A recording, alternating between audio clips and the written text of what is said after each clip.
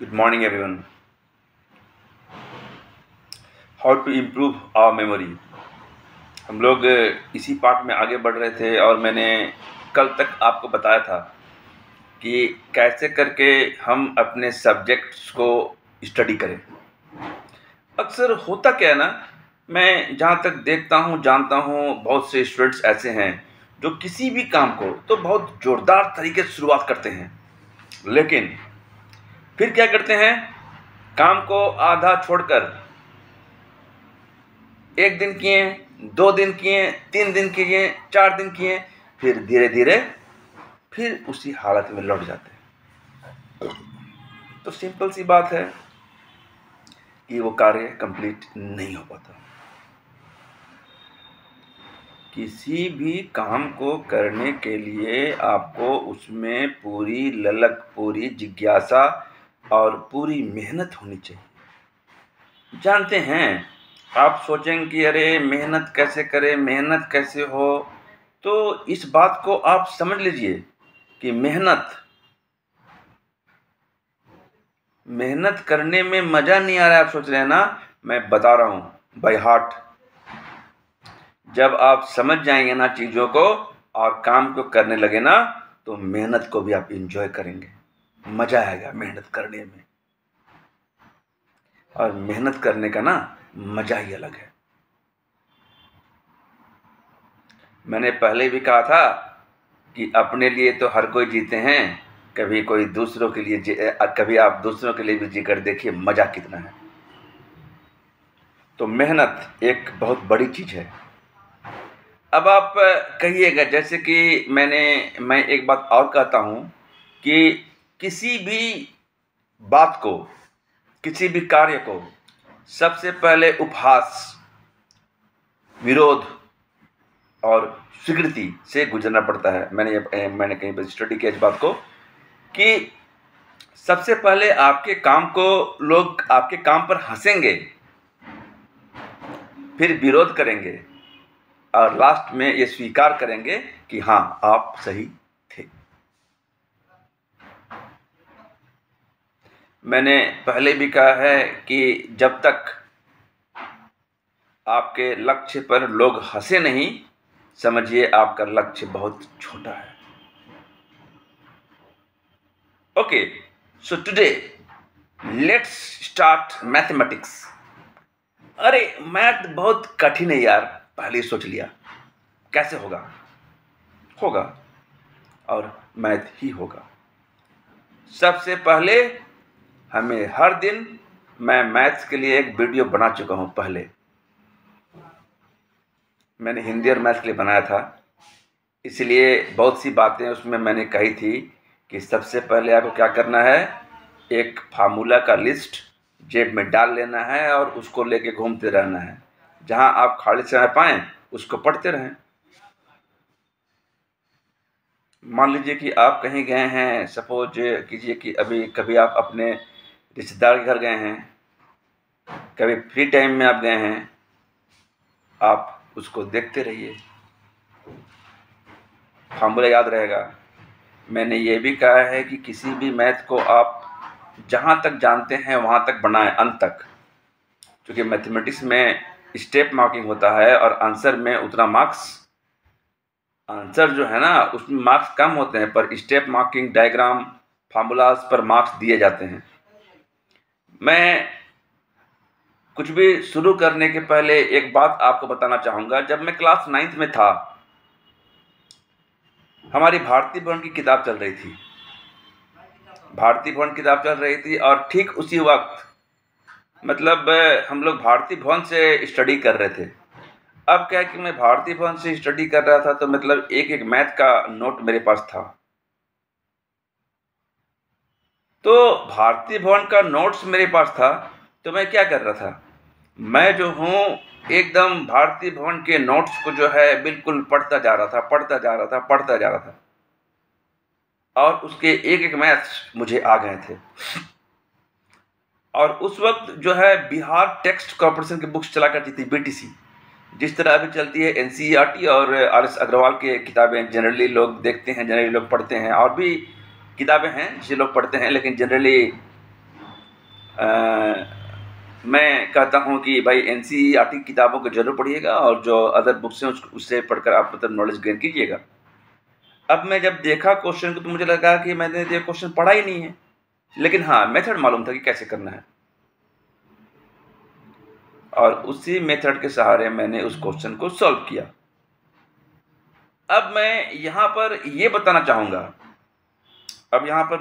चाहूँगा कि सबसे पहले आपको करना क्या है। मान लीजिए कि आपको अग्रवाल की किताबें दी गई है, आर एस अग्रवाल जी की किताब दी गई है या फिर एनसीईआरटी की।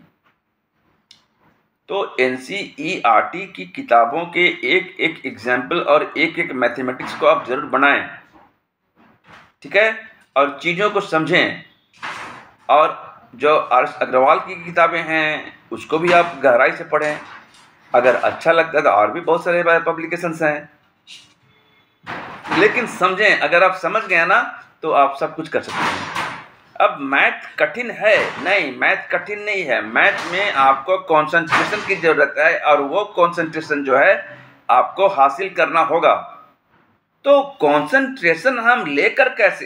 यार हम तो बता चुके हैं। कंसंट्रेट करने के लिए आपको बहुत सी चीज़ों के बारे में मैंने बताया है। उसमें मैंने अच्छा आहार बताया है, उसमें मैंने बताया है कि आप अच्छा काम करें, अच्छी तरह मतलब स्टडी करें, फोकस करें, दुनियादारी को साइड करें, अनाप शनाप बात को यहाँ से सुन के यहाँ से निकालें, मस्त रहें अपने काम में। मस्त चलता है लोग। कैसे? क्योंकि अगर आप ये थॉट रख लिए कि मैथ कठिन है तो मैथ सही में कठिन है, और अगर सोच लिए कि मैथ कठिन नहीं है तो मैथ कठिन नहीं है। क्योंकि मैथ्स में मैंने कुछ बताया था पहले, मैं फिर से रिपीट करता हूं। PPP, practice practice and practice. Complete आपको प्रैक्टिस करना है, राइट? ये पहला हो गया, प्रैक्टिस करना है। और नंबर 2 है फार्मूला के लिस्ट को अपने साथ रखना है। और नंबर 3 हो गया कि कभी भी आप जब भी पढ़ाई कर रहे हो, जब भी स्टडी कर रहे हो, आपके पास अक्सर ऐसा होता है कि आप एक्सरसाइज 1 बना रहे होते हैं। 1 के ABCDE बना रहे हैं, कहीं पर भी ABC के बाद D नहीं बना, वहीं पर दिमाग खराब हो गया। और जैसे ही दिमाग खराब हुआ आपका टेंशन शुरू हुआ, उसके बाद निकल गए, मैथ को रख दिए, बाकी की पढ़ाई भी गई। नहीं, मत कीजिए ऐसा। क्या करना है? अगर D नहीं बनाना तो D को सर्कल मार दीजिए, और उसको बाद आप E में बढ़ जाइए। उसके बाद नेक्स्ट डे जाकर अपने फ्रेंड से डिस्कस कीजिए। और सब कुछ करने के बाद भी आपको समझ में नहीं आ रहा है तो आपको अपने टीचर के पास जाना चाहिए, उनसे पूछना चाहिए। या फिर आप एग्जाम्पल से देखकर ठीक उसी तरह के क्वेश्चन को समझ सकते हैं कि मतलब कैसे करके हम बना सकते हैं। हमें ये प्रयास करना चाहिए कि हम हमेशा टीचर से 1 या 2 चैप्टर आगे रहें। सेल्फ मास्टरी एक बहुत ही अभिन्न हिस्सा है, जिसको मैं आपको बताऊंगा कि सेल्फ मास्टरी कैसे करते हैं, और कैसे करके हम मतलब क्वेश्चंस का हल कर सकते हैं। सेल्फ मास्टरी का अर्थ हुआ कि अपने आप खुद का मास्टर बनना, ठीक है। सेल्फ मास्टरी कहने का अर्थ हुआ कि अपना टीचर खुद बनना। मैं कह रहा हूं यहां पर कि जब आप अपने आप पर अंदर से आत्मविश्वास पैदा कर लेते हैं तो समझिए कि आप सबसे बड़े व्यक्तित्व हैं। और हाँ, अगर आप दृढ़ निश्चयी बन चुके हैं ना तो समझिए कि आप में ईश्वर का प्रवेश हो चुका है। क्योंकि जो दृढ़ निश्चय से काम करते हैं ना उनके अंदर ईश्वर होते हैं। और आप देखिएगा कि धीरे धीरे करके आप आगे बढ़ते ही जाइएगा, पीछे मुड़ के नहीं देखना है। अरे क्यों देखें हम पीछे मुड़ के? मैथमेटिक्स कुछ नहीं है, समझिए बात को, कुछ भी नहीं है। बस आपकी सोच है कि मैथ बहुत कठिन है, सोच, और वही सोच जो है अंतर पैदा कर देता है। जैसे कि मैं पहले भी इस बात के बारे में चर्चा कर चुका हूं, conscious mind and subconscious mind. Conscious mind जो प्रेजेंट की चीज़ों को देख रहा है, और सबकॉन्शियस माइंड जो कि मतलब बीती बातें जहाँ पर है। और मैंने कहा था कि सबकॉन्शियस माइंड जो है वो बीती बातों को याद रखता है, और सबकॉन्शियस माइंड को मेंटेन करने के लिए ही हम ध्यान करते हैं। 5% कॉन्शियस माइंड, 95% सबकॉन्शियस माइंड, और इसीलिए अपने माइंड का 5% ही हम यूज कर पाते हैं। सबकॉन्शियस माइंड में आपके इतने मेमोरीज होते हैं, इतने कंट्रोलिंग पावर्स होते हैं कि आप उसको बिल्कुल तरीके से काम कर सकते हैं। चलिए अब देखते हैं कि हमें मैथ के लिए सबकॉन्शियस और कॉन्शियस माइंड को कैसे करना है। जब भी आप मैथमेटिक्स पढ़ें तो 10 मिनट का ध्यान जरूर करें, 10 से 15 मिनट का आंखें बंद करके। उसके जस्ट बाद आप स्टार्ट करें कंसंट्रेशन के साथ स्टार्ट करें। आप देखिएगा आपका मैथ बनता चला जाएगा। नहीं बने कोई बात नहीं है, अगला दिन देखेंगे। और जिस क्वेश्चन में आप बार बार अटक रहे हैं उसमें एक पॉइंट दे दीजिए, तब तक के लिए जब तक कि आप उसको बार बार प्रैक्टिस करके सही नहीं कर लेते। ऐसे ही भी आप जानते हैं मेरा PPP मॉडल क्या है, प्रैक्टिस एंड प्रैक्टिस। हम जिंदगी भर सीखते हैं, सीख रहे हैं और सीखते ही रहेंगे, because learning is an art. मैं भी सीख रहा हूँ, आप भी सीख रहे हैं, और हर कोई सीखते ही रहेंगे। कोई बात नहीं है मैथमेटिक्स में आप उसको बहुत बढ़िया तरीके से बनाएं। बस इस बात की परिकल्पना कर लें कि मैथ कुछ भी नहीं है। बस इस सोच को रख लें, मैथ इज नथिंग। उसको समझना है और उसको फोकस करना है। अब बोलिएगा मैथ को हम याद कर लें, तो मैथ को याद नहीं किया जाता है, राइट? मैथ को याद नहीं किया जाता है, मैथ को इम्प्लीमेंट किया जाता है। हाँ, याद करना है ना, फार्मूला को याद कीजिए, फार्मूला जो है, तब जाके आप देखिएगा कि कैसे करके आप मतलब धीरे धीरे इंप्रूव करते हैं। बात समझ रहे हैं?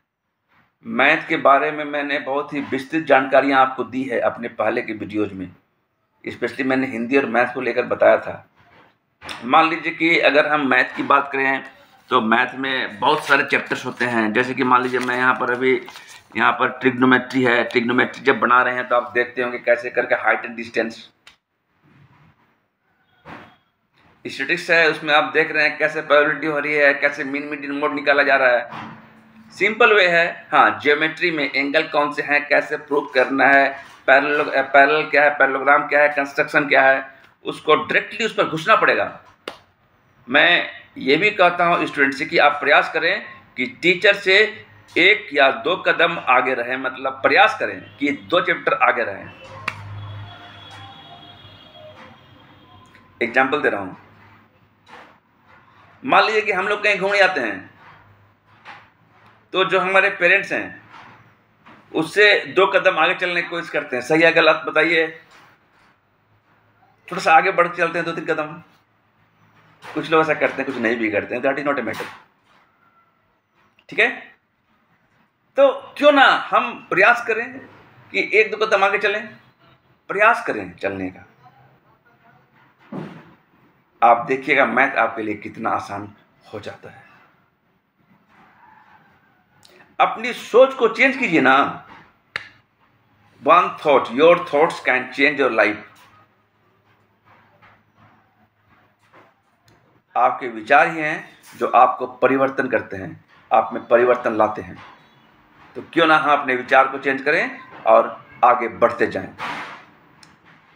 मैथमेटिक्स के बारे में बहुत सी बातें हमारी हुई है और मैं जानता हूं कि आप मैथ में काफ़ी अच्छा करेंगे, और बाकी चीज़ें मैं जो बताऊंगा वो फ्यूचर में बताऊंगा ऑन बोर्ड। पढ़ते रहिए, हंसते रहिए, खुश रहिए, मुस्कुराते रहिए। कभी भी दबाव मत लीजिए, क्योंकि कोई भी काम दबाव में नहीं होता। राइट? Good day.